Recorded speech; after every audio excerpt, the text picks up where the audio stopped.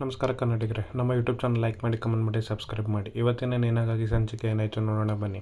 ರಚನಾ ಬಾಲನ ಹತ್ರ ಮಾತಾಡ್ತಾ ಇರ್ತಾಳೆ. ಬಾಲ ಎಲ್ಲ ವಿಷಯನೂ ಜೀವನ ಬಗ್ಗೆ ಹೇಳ್ತಿರ್ತಾಳೆ. ಆಗ ರಚನಾ, ಹಾಗಾದರೆ ಜೀವ ಮತ್ತು ಮನೆಗೆ ಹೋಗ್ಬೇಕಂದ್ರೆ ಏನಾಗಬೇಕು ಅಂತ ಕೇಳಿದಾಗ ಬಾಲ ಹೇಳ್ತಾನೆ, ಅವರಮ್ಮ ಅವನ್ನ ಬಾಯಿ ತುಂಬ ಕರಿಬೇಕು, ಮನೆಗೆ ಬಾ ಅಂತ. ಅವಾಗ ಅವ್ನು ಖುಷಿಯಿಂದ ಮನೆಗೆ ಹೋಗ್ತಾನೆ ಅಂತ ಹೇಳ್ತಾನೆ. ಅದಕ್ಕೆ ರಚನಾ ಕೇಳ್ತಾಳೆ, ಹೌದು ಅವರಮ್ಮ ಹೇಳಿದ್ರೆ ನಿಜವಾಗ್ಲೂ ಹೋಗ್ತಾರಾ ಅಂತ ಕೇಳಿದಾಗ, ಹೌದು ಅವರಮ್ಮ ಹೇಳಿದ್ರೆ ಅವ್ನು ನಿಜವಾಗೂ ಖುಷಿಯಿಂದ ನೆಮ್ಮದಿಯಿಂದ ಮನೆಗೆ ಹೋಗ್ತಾನೆ ಅಂತ ಬಾಲ ಹೇಳ್ತಾನೆ. ಅದಕ್ಕೆ ರಚನೆ ಹೇಳ್ತಾಳೆ, ಜೀವನ ಆ ಮನೆಗೆ ಸೇರಿಸೋ ಜವಾಬ್ದಾರಿ ನಂದು, ಅವ್ರ ಮನೆ ಹೆಂಗಾರು ಮಾಡಿ ನಾನು ಕನ್ವಿನ್ಸ್ ಮಾಡ್ತೀನಿ ಅಂತ ಮನಸ್ಸಲ್ಲೇ ಅಂದ್ಕೊಂಡು ಸುಮ್ಮನಾಗ್ತಾಳೆ. ಇಲ್ಲಿ ಕೃಷ್ಣ ಅದನ್ನು ನೋಡ್ತಾ ನಿಂತಿರ್ತಾಳೆ. ಇಲ್ಲಿ ವಿಧಿ ಏನು ಮಾಡ್ತಾಳೆ, ಅವ್ರ ಮನೇಲಿ ಅವ್ರ ಚಿಕ್ಕಪ್ಪನ ರೂಮಲ್ಲಿ ಏನಾದ್ರು ಸಿಗುತ್ತಾ ಅಂತ ಯೋಚನೆ ಮಾಡ್ತಾ ಹೋಗಿ ಹುಡ್ಕೋದಕ್ಕೆ ಶುರು ಮಾಡ್ತಾಳೆ. ಅವ್ನ ರೂಮಲ್ಲಿ ಇರೋವಂಥ ಫೈಲ್ಗಳನ್ನ ಎಲ್ಲನೂ ಎತ್ಕೊಂಬಂದು ಹಾಸಿಗೆ ಮೇಲೆ ಹಾಕಿ, ಫೈಲಲ್ಲಿ ಏನಿದೆ ಅವ್ರ ಅಮ್ಮನ ಬಗ್ಗೆ, ರಚನಾನ ನಿಜವಾದ ಅಮ್ಮನ ಬಗ್ಗೆ ಏನಾದ್ರು ಡೀಟೇಲ್ಸ್ ಸಿಗುತ್ತಾ ಅಂತ ಚೆಕ್ ಮಾಡ್ತಾ ಇರ್ತಾಳೆ. ಚೆಕ್ ಮಾಡಬೇಕಾದ್ರೆ ಆ ಫೈಲಲ್ಲಿ ಒಂದು ಹಕ್ಕಿಗಳ ಆಕಾರದಲ್ಲಿ ಪೇಪರಲ್ಲಿ ಲೆಟ್ರನ್ನ ಬರೀತಿದ್ರಲ್ಲ, ಆ ರಚನಾ ರೂಮಲ್ಲಿ ಆ ಹಕ್ಕಿ ಪತ್ರಗಳು ಸಿಗುತ್ತೆ. ಆ ಹಕ್ಕಿ ಪತ್ರದಲ್ಲಿ ನನ್ನ ಮುದ್ದು ಮಗಳೇ ನೀನು ಚೆನ್ನಾಗಿರಬೇಕು ಮತ್ತು ನೀ ಹಾಗೆ ಹೇಗೆ ಅಂತೆಲ್ಲ ಬರ್ತಿರೋದೆಲ್ಲ ಒಂದಷ್ಟು ಲೆಟ್ರುಗಳು ಸಿಗುತ್ತೆ. ಆ ಲೆಟ್ರುಗಳು ಸಿಗ್ಬೇಕಾದ್ರೆ ಇದನ್ನೆಲ್ಲ ನಿಧಿ ಗೊತ್ತಾಗುತ್ತೆ. ಇದನ್ನೆಲ್ಲ ಲೆಟ್ರು ಬರೀತಿದ್ದು ಚಿಕ್ಕಪ್ಪ, ಆದರೆ ದೊಡ್ಡಮ್ಮ ಅಲ್ಲ ಅನ್ನೋ ವಿಷಯ ಗೊತ್ತಾಗುತ್ತೆ. ಆಮೇಲೆ ಒಂದು ಫೈಲ್ನ ತೆಗೆದು ಅದರಲ್ಲಿ ಏನು ಪೇಪರ್ ಇದೆ ಅಂತ ನೋಡೋಕೆ ಹೋಗ್ತಾಳೆ. ಅಷ್ಟರಲ್ಲಿ ವಜ್ರೇಶ್ವರಿ ಅಲ್ಲಿಗೆ ಬರ್ತಾಳೆ. ವಜ್ರೇಶ್ವರಿ ಬಂದು, ಏನು ವಿಧಿ ನೀನೇನು ಮಾಡ್ತಿದ್ದೆ ಅಲ್ಲಿ ಇವನ ರೂಮಲ್ಲಿ, ನಿಂಗೇನು ಕೆಲಸ ಇಲ್ಲಿ ಅಂತ ವಜ್ರೇಶ್ವರಿ ಕೇಳ್ತಾಳೆ. ಅದಕ್ಕೆ ನಿಧಿ ಹೇಳ್ತಾಳೆ, ಇಲ್ಲ ದೊಡ್ಡಮ್ಮ, ನಾನು ಒಂದು ಫೈಲ್ ಕೊಟ್ಟಿದ್ದೆ ದೊಡ್ಡಪ್ಪಂಗೆ, ನನ್ನ ರೂಮಲ್ಲಿ ಜಾಗ ಇಲ್ಲ ಅಂತ ಅದನ್ನು ಇಲ್ಲಿ ಇಡೋಕ್ಕೆ ಹೇಳಿದೆ, ಅವ್ರು ಇಲ್ಲಿ ಇಟ್ಟಿದ್ದಾರೆ, ಅದನ್ನು ಹುಡುಕ್ತಾ ಇದ್ದೀನಿ ಅಷ್ಟೇ ಅಂತ ಹೇಳ್ತಾಳೆ. ಸರಿ ಅಂತ ಅಲ್ಲಿಂದ ಹೊರಡ್ತಾಳೆ. ಇಲ್ಲಿ ಜೀವ ಎಲ್ಲ ಬ್ಯಾಗ್ನೆಲ್ಲ ತೊಗೊಂಡು ಮನೆಗೆ ಬರ್ತಾನೆ. ಮನೆಗೆ ಬಂದು ಕೂತ್ಕೊಂಡಾಗ ರಚನೆ ಕೇಳ್ತಾಳೆ, ತುಂಬ ಟಯರ್ಡ್ ಆಗಿದ್ದೀರಾ, ನಿಮ್ಗೊಂದು ಕಾಫಿ ಕೊಡಲಾ ಅಂತ ಕೇಳ್ತಾಳೆ. ಜೀವ ಅದಕ್ಕೇನೂ ಮಾತಾಡಲ್ಲ, ಹಾಗೆ ಮೌನವಾಗಿ ಕೂತಿರ್ತಾನೆ. ಆಗ ಕೃಷ್ಣನ ಫ್ರೆಂಡ್ ರಕ್ಷಿತ್, ಅಂಕಲ್ ನಗಿ ಅಂಕಲ್, ಸ್ವಲ್ಪ ನಗಿ ಅಂತ ಹೇಳಿದ್ರು ಅವನು ನಗೋತಿಲ್ಲ. ನಗ್ದಲ್ಲೇ ಅಲ್ಲಿಂದ ಎದ್ದು ರೂಮ್ ಕೊಟ್ಟೋಗ್ತಾನೆ. ಆವಾಗ ಕೃಷ್ಣ ಹೇಳ್ತಾಳೆ, ಅಮ್ಮ ಇನ್ನೂ ಬೇಬಿ ಸರಿ ಹೋಗಿಲ್ಲ, ಅವ್ರು ಇನ್ನೂ ನಗ್ತಾ ಇಲ್ಲ ಅಂತಂದ್ರೆ ಇನ್ನೂ ಸರಿ ಹೋಗಿಲ್ಲ ಅಂತ ಅನಿಸುತ್ತೆ ಅಂತ ಹೇಳ್ತಾಳೆ. ಇಲ್ಲಿ ಬಾಲ ರಚನೆಗೆ ಹೇಳ್ತಾನೆ, ನಾನು ಇಷ್ಟೊತ್ತು ಹೇಳಿದ್ದನ್ನು ಅವನಿಗೆ ಹೇಳಿಬಿಡಿ, ನಾನು ಹೇಳಿದೆ ಅಂತ ಬಾಲ ಹೇಳ್ತಾನೆ. ಆಗ ರಚನೆ, ಸರಿ ಆಯಿತು ನಾನು ಹೇಳೋದಿಲ್ಲ ಅಂತೇಳಿ ಬಾರೋ ರಕ್ಷಿತನ ಬಿಟ್ಟು ಬರ್ತೀನಿ ಅಂತ ಬಾಲ ರಕ್ಷಿತನ ಬಿಡೋದಕ್ಕೆ ಹೋಗ್ತಾನೆ. ಇಲ್ಲಿ ಜೀವ ರೂಮಲ್ಲಿ ಒಬ್ಬನೇ ಮಾತಾಡ್ತಾ ಕೂತಿರ್ತಾನೆ. ನಾನೆಂತ ಹಣೆ ಬರೆದವನು, ನನ್ನ ಜಾತಕನೇ ಸರಿ ಇಲ್ಲದೇನೋ, ಯಾಕೆಂತಂದರೆ ಎಷ್ಟು ಚೆನ್ನಾಗಿರೋನು ನನ್ನ ಅಮ್ಮನ ಕಳ್ಕೊಂಡೆ, ಅದಾದಮೇಲೆ ಮಾಧುರಿನ ಕಳ್ಕೊಂಡೆ, ಈಗ ಅಪ್ಪನ ಕಳ್ಕೊಂಡೆ. ರಚನವ್ರು ಎಷ್ಟು ನೆಮ್ಮದಿಯಾಗಿದ್ರು ನನ್ನಿಂದ ಇಷ್ಟೆಲ್ಲ ಅನುಭವಿಸೋಂಥದ್ದಾಯಿತು. ಸೊ ನಾನೇ ಸರಿ ಇಲ್ಲ, ನನ್ನಿಂದನೇ ಇದೆಲ್ಲ ಆಗ್ತಾ ಇರೋದು ಅಂತ ಜೀವ ಬೇಜಾರು ಮಾಡ್ಕೊಂಡು ಅವನಿಗೊಬ್ಬೊಬ್ಬನೇ ಮಾತಾಡ್ತಾ ಇರ್ತಾನೆ. ಅದನ್ನು ರಚನಾ ನಿಂತ್ಕೊಂಡು ಕೇಳಿಸ್ಕೊತಿರ್ತಾಳೆ. ಇಲ್ಲಿ ಜೀವ ದೇವ್ರ ಹತ್ರ ಕೇಳ್ಕೊತೀನಿ ಅಂತ, ದಯವಿಟ್ಟು ನಮ್ಮ ಸುತ್ತ ಇರೋರಿಗೆ ಏನೂ ಮಾಡಬೇಡ, ಅವ್ರು ಆರಾಮಾಗಿರೋಂಗೆ ಇರಲಿ ಅಂತ ಜೀವ ಕೇಳ್ಕೊತಾ ಇರ್ಬೇಕಾದ್ರೆ ರಚನಾ ಅಲ್ಲಿಂದ ಜೀವ ಅಂತ ಕರೀತಾಳೆ.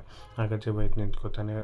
ರಚನಾ ಕೇಳ್ತಾಳೆ, ನಿಮಗೆ ಟಯರ್ಡ್ ಆಗಿದ್ರೆ ಕಾಫಿ ಕೊಡ್ತೀನಿಲ್ಲ, ಏನು ಬೇಡ ಅಂತ ಹೇಳ್ತಾನೆ. ಅದಕ್ಕೆ ಸರಿ ನಾನು ಫ್ರೆಶ್ ಅಪ್ ಆಗಿ ಬರ್ತೀನಿ, ನಾನು ಅಡುಗೆ ಮಾಡ್ತೀನಿ ಅಂತ ಹೇಳ್ತಾನೆ. ಅದಕ್ಕೆ ಒಂದು ನಿಮಿಷ ಜೀವ, ನೀವು ಇವಾಗ ಗೋಲ್ಡ್ ಕಿಂಗ್ ಅವರ ಮಗ ಅನ್ನೋದು ಎಲ್ರಿಗೂ ಗೊತ್ತಾಗಿದೆ, ವಿಡಿಯೋ ವೈರಲ್ ಆಗಿದೆ, ನೀವು ನಾಳೆ ಫುಡ್ ಟ್ರಕ್ನ ತಗೊಂಡೋಗಿ ನಿಲ್ಲಿಸ್ಕೊಂಡು ಅವರು ಅಲ್ಲಿ ಅಡುಗೆ ಮಾಡಿದ್ರೆ, ಊಟ ಮಾಡಿದ್ರೆ ಮತ್ತು ಬರೋ ಜನರೆಲ್ಲ ಅದನ್ನೇ ಮಾತಾಡ್ತಿರ್ತಾರೆ ಅಂತ ಹೇಳಿದಾಗ ಜೀವ ಹೇಳ್ತಾನೆ, ನಾನೇ ಮಾಡ್ತಿರೋದೇ ಅದನ್ನು, ನಾನು ಅದನ್ನೇ ಮಾಡ್ತೀನಿ, ನೀವು ಬನ್ನಿ ಅಂತ ಹೇಳಿ ಅಲ್ಲಿಂದ ಆಚೆ ಬರ್ತಾನೆ. ಆಚೆ ಬಂದ ಕೃಷ್ಣ ಕೇಳ್ತಾಳೆ. ಕೃಷ್ಣ ಹೇಳ್ತಾಳೆ, ಅಲ್ಲ ಬೇಬಿ, ನಾವು ಯಾಕೆ ಫುಡ್ ಟ್ರಕ್ ಮಾಡಬೇಕು, ನಾವು ಇವಾಗ ತುಂಬ ಕೋಟ್ಯಾಧೀಶ್ವರ ಅಲ್ವಾ, ನಮ್ಮ ಹಣ ಇರೋರಲ್ವಾ, ನಾವು ಶ್ರೀಮಂತರಲ್ವ, ಕಾರು ಬಂಗ್ಲೆ ಎಲ್ಲ ಇರೋರು, ನಾವ್ಯಾಕೆ ಫುಡ್ ಟ್ರಕ್ ಮಾಡಿ ಫುಡ್ನ ಮಾರಬೇಕು ರೋಡಲ್ಲಿ ಅಂತ ಕೃಷ್ಣ ಜೀವನ ಪ್ರಶ್ನೆ ಮಾಡ್ತಾಳೆ. ಹಾಗೆ ಪ್ರಶ್ನೆ ಮಾಡೋದನ್ನು ಹೇಳ್ತಾಳೆ. ಅವಾಗ ಅದನ್ನು ಕೇಳಿ ಜೀವನಿಗೆ ಕೋಪ ಬರುತ್ತೆ. ಕೋಪ ಬಂದು ಕೃಷ್ಣ ಅಂತ ಜೋರಾಗಿ ಕಿರಿಸ್ತಾನೆ. ಆ ಕೃಷ್ಣ ಅಂತ ಕಿರ್ಚಿಗೆ ಕೃಷ್ಣ, ರಚನಾ ಮತ್ತು ಬಾಲ 3 ಜನನೂ ಗಾಬರಿ ಆಗ್ತಾರೆ. ಕೃಷ್ಣ ಕೇಳಿದ್ದಕ್ಕೆ ಜೀವ ಇಷ್ಟು ಜೋರಾಗಿ ಗದರ್ ಬಿಟ್ರಲ್ಲ ಅಂತ. ಆಗ ಕೃಷ್ಣನ ಹತ್ರ ಹೋಗಿ ಜೀವ ಹೇಳ್ತಾರೆ, ನೋಡು ಬೇಬಿ, ನೀನು ಹಿಂಗೆ ಮಾತಾಡೋದು ಸರಿಯಲ್ಲ, ಯಾಕೆಂದರೆ ನಾವು ಈಗ ನೀನೇನು ಜೀವನನ ನೋಡ್ತಿದ್ಯೋ ಅದೇ ನಮ್ಮ ಜೀವನ, ಇದೇ ನಮ್ಮದು ಜೀವನನೇ ಅಂತ ಹೇಳೋಕ್ಕೆ ಅಂತ ಮುಂದಕ್ಕೆ ಹೋಗ್ತಾನೆ. ಇಲ್ಲಿ ಭರಣ ಅವರು ಮನೆಗೆ ಬಂದಿರ್ತಾರೆ. ಮನೆಗೆ ಬಂದು ಕೂತ್ಕೊಂಡಾಗ ಎಲ್ಲರೂ ಬಂದು ಹಾಲಿಗೆ ನಿಂತ್ಕೊಂಡು ಭರಣವ್ರು ಬಂದರೆ ಏನು ಹೇಳ್ತಾರೆ, ಏನು ಮಾತಾಡ್ತಾರೆ ಅನ್ನೋದನ್ನು ಕಾಯೋದಕ್ಕೆ ಎಲ್ಲರೂ ನಿಂತಿರ್ತಾರೆ. ಎಲ್ಲರೂ ನಿಂತ್ಕೊಂಡು ನೋಡ್ಬೇಕಾದ್ರೆ ಭರಣವರು ಸ್ಟಾರ್ಟ್ ಮಾಡ್ತಾರೆ, ಜಗದೀಶ್ ಇನ್ನೊಂದು ಪತ್ರ ಬರೆದಿದ್ದಾನೆ, ಆ ಪತ್ರದ ಪ್ರಕಾರ ನಾನೀಗ ಓದೋಕ್ಕೆ ಬಂದಿದ್ದೀನಿ ಅಂತ ಹೇಳಿ ಆ ಪತ್ರನ ತೆಗಿತಾನೆ. ಆ ಪತ್ರ ತೆಗಿತಿದ್ದಂಗೆ ಅವ್ರ ಚಿಕ್ಕಮ್ಮ, ದೇವಿಯವರಮ್ಮ, ಹಾಗೆ ರಾಣಾ ಮತ್ತು ಕಪಿಲ್ 3 ಜನ ಹೇಳ್ತಾರೆ, ಏನ್ರಿ ಇದು ಪದೇ ಪದೇ ಬರೀ ಪತ್ರನೇ ತೆಗೆದರೆ, ನಮ್ಮ ಅಪ್ಪ ಏನು ಲವ್ ಲೆಟ್ರ್ ಬರೆದಿದ್ರೆ ನಿಮಗೆ, ಇಷ್ಟು ಪತ್ರಗಳು ಬರೆದಿದ್ದಾರೆ, ಅದನ್ನೆಲ್ಲ ಬಿಟ್ಟು ವಿಲ್ನ ಓದಿ ಅಂತ ಹೇಳ್ತಾರೆ. ಅದಕ್ಕೆ ಅವ್ರ ಅವರ ಕಪಿಲಪ್ಪ ಹೇಳ್ತಾರೆ, ಸ್ವಲ್ಪ ತಾಳ್ಮೆ ಇರಲಿ, ಯಾಕೆ ಹಿಂಗೆ ಆಡ್ತಾಯಿದ್ದೀರಾ ಅಂತ ಕೇಳ್ತಾಳೆ. ಅದಕ್ಕೆ ಭರಣ ಅವ್ರು ಹೇಳ್ತಾರೆ, ನಾನು ಪತ್ರನ ಓದಲೇಬೇಕು, ಪತ್ರದ ಅವಶ್ಯಕತೆ ಇದೆ, ಅಗತ್ಯ ಇದೆ ಅಂತ ಹೇಳಿದಾಗ ದೇವಿ ಹೇಳ್ತಾಳೆ, ಯಾಕೆ ಹಿಂಗೆ ಎಲ್ಲರೂ ಇಷ್ಟು ದುಡುಕ್ತಾ ಇದ್ದೀರಾ, ಫಸ್ಟು ಆಗಬೇಕಾಗಿರೋ ಕೆಲಸಗಳಿದೆ, ಯಾಕೆ ಆಸ್ತಿ ಎಲ್ಲಿ ಹೋಗಲ್ಲ, ಆಸ್ತಿ ಇಲ್ಲೇ ಇರುತ್ತೆ, ಅಂಕಲ್ ನೀವು ಓದಿ ಅಂತ ಭರಣಂಗೆ ಹೇಳ್ತಾಳೆ. ಹಂಗೆ ಭರಣ ಪತ್ರ ಓದೋಕ್ಕೆ ಶುರು ಮಾಡ್ತಾನೆ. ಸಂಜೀವ ಚಂದ್ರ ಈ ಮನೆಗೆ ಬರಬೇಕು, ಅವನೇ ಮುಂದಿನ ಕಾರ್ಯಗಳನ್ನ ಮಾಡಬೇಕು ಅಂತ ಭರಣ ಹೇಳ್ತಾರೆ. ಅದನ್ನು ಕೇಳಿದಾಗ ಇವರು ಎಲ್ರಿಗೂ ಶಾಕ್ ಆಗುತ್ತೆ. ಎಲ್ಲರೂ ಶಾಕಿಂದ ನೋಡ್ತಿರ್ತಾರೆ. ಇಲ್ಲಿ ಜೀವ ಕೋಪದಿಂದ ಕೃಷ್ಣನ ಹತ್ರ ಮಾತಾಡ್ತಾ ಇರ್ತಾನೆ. ಕೃಷ್ಣನ ಹತ್ರ ಬಂದು ಒಂದು ಸೆಕೆಂಡ್ ಸಮಾಧಾನ ಮಾಡಿಕೊಂಡು ಮುಂದಕ್ಕೆ ಬಂದು, ನೋಡು ಕೃಷ್ಣ, ನಾವೀಗ ಏನು ಜೀವನ ನೋಡ್ತಾ ಇದ್ದೀವೋ ಅದೇ ನಮ್ಮ ಜೀವನ ಅಂತ ಹೇಳೋಕ್ಕೆ ಅಂತ ಮುಂಚೆ ಬಾಲ ಹೇಳ್ತಾನೆ, ಇದನ್ನೆಲ್ಲ ಹೇಳಿದ್ದು ನಾನೇನೆ, ಹಾಗೆ ರಚನ ಅದಕ್ಕೆ ಅವಳಂಗೆ ಕೇಳ್ತಿದ್ದಲ್ಲ, ಅವಳ ಮೇಲೆ ಏನೂ ಕೋಪ ಮಾಡ್ಕೋಬೇಡ ಅಂತ ಹೇಳ್ತಾರೆ. ಆಗ ಜೀವ ಬಂದು ಕೃಷ್ಣನ ಹತ್ರ ಸಮಾಧಾನವಾಗಿ ಮಾತಾಡ್ತಾನೆ. ನೋಡಿ ಕೃಷ್ಣ, ನಾವಿರೋ ಜೀವನ ಇದಲ್ಲ, ಅದು ನನ್ನ ಮನೆ ಆಗಿರ್ಬೋದು, ನಾನು ಅಲ್ಲಿ ಭಾಳ ಬಂದಿರ್ಬೋದು, ಆದರೆ ಇದು ನಮ್ಮದಲ್ಲ ಅಂತ ಹೇಳ್ತಾನೆ. ಅಲ್ಲಿಂದ ಸರಿ ಕೃಷ್ಣ ಬಾ ಕೃಷ್ಣ, ನಾನು ಆಚೆ ಕರ್ಕೊಂಡು ಹೋಗ್ತೀನಿ ಅಂತ ಹೇಳಿ ಕರ್ಕೊಂಡು ಹೋಗ್ತಾನೆ. ಇಲ್ಲಿ ಜೀವ ರಚನ ಹತ್ರ ಮಾತಾಡಬೇಕಾದ್ರೆ ರಚನ ಕೂಡ ಅದನ್ನೇ ಮಾತಾಡ್ತಾಳೆ. ಅದೇ ರಚನ ಥರದಲ್ಲಿ ಹೇಳ್ತಾಳೆ, ನಾನು ತುಂಬ ಆಸೆ ಪಟ್ಟಿದ್ದೆ, ಒಂದು ಕುಟುಂಬ ಇರಬೇಕು, ನಂಗೆ ಅತ್ತೆ ಇರಬೇಕು, ನಾದಿನಿ ಇರಬೇಕು, ಚಿಕ್ಕಪ್ಪ ಚಿಕ್ಕಮ್ಮ ಚಿಕ್ಕತ್ತೆ ದೊಡ್ಡತ್ತೆ ಎಲ್ಲರೂ ಇರಬೇಕು ಅಂತ. ಅದೇ ಥರ ನಿಮ್ಮ ಮನೆ ಸಿಕ್ಕಿದೆ, ದಯವಿಟ್ಟು ನಿಮ್ಮ ಮನೆಗೆ ಹೋದರೆ ನನ್ನ ಕನಸು ಆಸೆನೆಲ್ಲ ನೆರವೇರಿಸ್ಬೋದು ಅಂತ ನಾನಂತೂ ತುಂಬ ಖುಷಿ ಆಗ್ತೀನಿ ಅಂತ ರಚನೆ ಹೇಳ್ತಾಳೆ.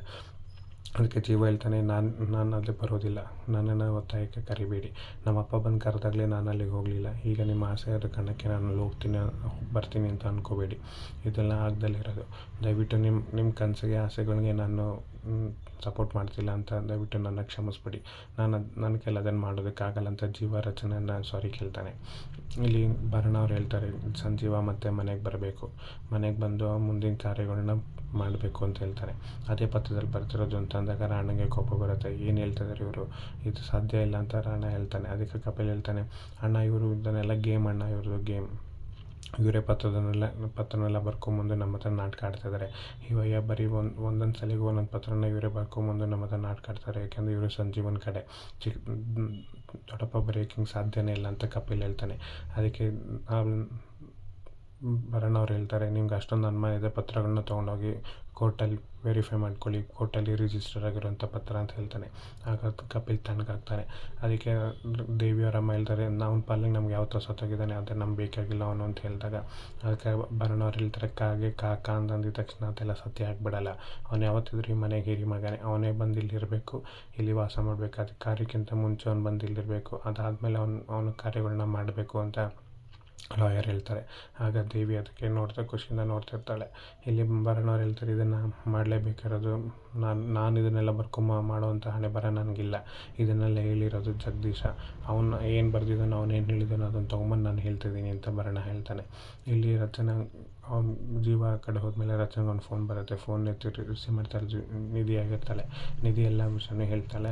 ನಾನು ಹೋಗಿ ರೂಮಲ್ಲಿ ಹೋಗಿ ಚಿಕ್ಕಪ್ಪನ ರೂಮ್ನ ಹುಡುಕ್ತೆ, ಅಲ್ಲಿ ಏನೂ ಇರಲಿಲ್ಲ ಅಕ್ಕ, ಆದರೆ ಫೈಲ್ಗಳಲ್ಲಿ ಹಕ್ಕಿಗಳಿರುವಂಥ ಆಕಾರ ಪೇಪರ್ಗಳಿತ್ತು, ಅದರಲ್ಲಿ ಎಲ್ಲ ನಿನ್ನ ಬಗ್ಗೆನೇ ಬರೆದಿದ್ರು. ಅದನ್ನು ಹೇಳಿದಾಗ ಆವಾಗ ರಚನೆಗೆ ಗೊತ್ತಾಗುತ್ತೆ, ಇಷ್ಟು ದಿನ ಬರೀತಿದ್ದು ನಮ್ಮಪ್ಪ, ಆದರೆ ಅದು ವಜ್ರೇಶ್ವರಿ ಅಲ್ಲ ಅನ್ನೋದು ಸತ್ಯ. ರಚನೆಗೆ ಗೊತ್ತಾಗಿ ಅವಳು ಬೇಜಾರು ಮಾಡ್ಕೋತಾಳೆ.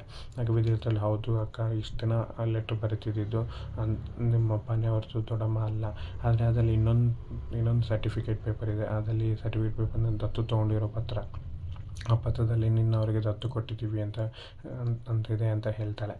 ಅದಕ್ಕೆ ಅಯ್ಯೋ ಸರಿ ಆಯಿತು, ಇವಾಗ ನಾನು ಇದ್ರ ಬಗ್ಗೆ ಎಲ್ಲ ಯೋಚನೆ ಮಾಡೋವಂಥ ಇದರಲಿಲ್ಲ, ಸ್ವಲ್ಪ ದಿನ ಇದನ್ನೆಲ್ಲ ಪಕ್ಕಕ್ಕೆ ಇಟ್ಬಿಡು ವಿಧಿ, ನನ್ನ ಬಗ್ಗೆ ಯೋಚನೆ ಮಾಡಬೇಕು, ನೀನೇ ನೋಡೋದಿಲ್ಲ ನ್ಯೂಸಲ್ಲಿ ಜೀವನ ಬಗ್ಗೆ ಅಂತ ಹೇಳ್ತಾರೆ.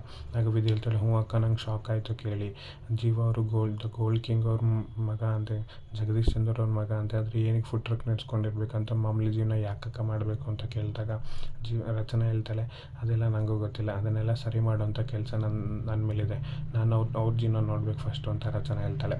ಅದನ್ನು ಖುಷಿಯಿಂದ ನಿಧಿ, ಹ್ಞೂ ಅಕ್ಕ, ನೀನು ಮಾಡ್ತಿರೋದು ಸರಿ ಇದೆ, ಫಸ್ಟ್ ಅವ್ರು ನೋಡು ಅಂತ ಹೇಳ್ತಾಳೆ. ಬಾಯ್ ಅಕ್ಕ, ಗುಡ್ ನೈಟ್ ಅಂತ ಹೇಳ್ತಾಳೆ. ರಚನಾನು ಗುಡ್ ನೈಟ್. ಫೋನ್ ಇಡ್ತಾಳೆ. ಫೋನ್ ಇಟ್ಮೇಲೆ ರಚನಾ ಯೋಚನೆ ಮಾಡ್ತಾ ನಿಂತಿರ್ತಾಳೆ. ಅಲ್ಲಿ ಕಪಿಲ್ ಬಂದು ಭರಣಂಗೆ ಅದೇನು ಅವ್ನು ಬರಲ್ಲ ಇಲ್ಲಿಗೆ ನಾವು ಸೇರ್ಸೋದು, ಅದೇನು ಮಾಡ್ತೀರೋ ಮಾಡ್ಕೊಳ್ಳಿ, ಅದೇನು ಕಿತ್ಕೊಳ್ಳಿ ಅಂತ ಹೇಳ್ತಾನೆ. ಅದಕ್ಕೆ ಭರಣ ಹೇಳ್ತಾಳೆ ಕಿತ್ಕೊಳ್ಳೋದೆಲ್ಲ ಇಲ್ಲೆಲ್ಲ, ಅದೆಲ್ಲ ಕಟಿಂಗ್ ಶಾಪಲ್ಲಿ ಅಂತ ಹೇಳ್ತಾನೆ.